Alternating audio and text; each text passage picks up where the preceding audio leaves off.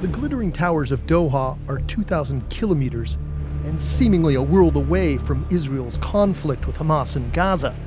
But it's where peace negotiations, hosted by Qatar and mediated by Egypt and the United States, are finally inching closer to a deal. The talks that are ongoing now are on the final details of reaching an agreement.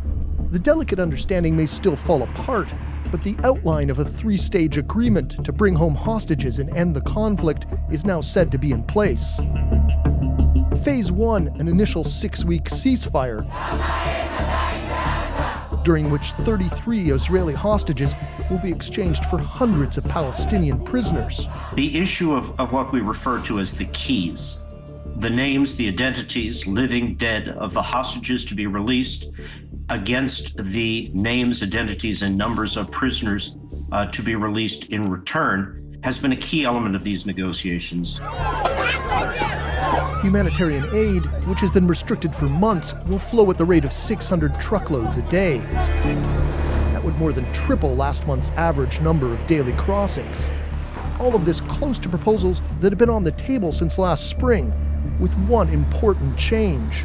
Hamas has backed down from the assurance from trying to get any explicit or really even an implicit guarantee that the war would end in that first phase. Phase 2 would see the remaining living hostages, believed to number around 60, many of them Israeli soldiers, returned in exchange for a permanent ceasefire, full military withdrawal, and the exchange of more Palestinian detainees. Reaching agreement will require all parties to summon the political will, to make hard decisions, to make hard compromises. U.S. Secretary of State Antony Blinken is calling on all sides to finalize the deal. Phase 3 would be about rebuilding and the creation of a new government for Gaza, one that excludes Hamas and will require significant regional and international cooperation. There's no guarantee that the agreement will move from the first stage to the second stage to the third and final stage automatically. It may just amount to a single stage agreement, which is a temporary ceasefire in exchange for the release of roughly 33 Israeli hostages. All parties are now focused on getting a deal done by January 20th, providing a grace note to end Joe Biden's term in office, and a big win for the incoming president, who has vowed to bring a swift end to the conflict.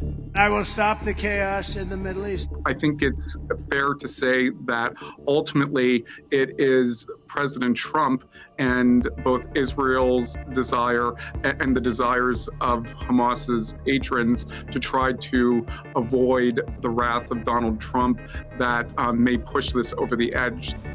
Rebuilding will take years, as well as tens of billions in international aid, all while the issue of how to forge a lasting peace remains unresolved.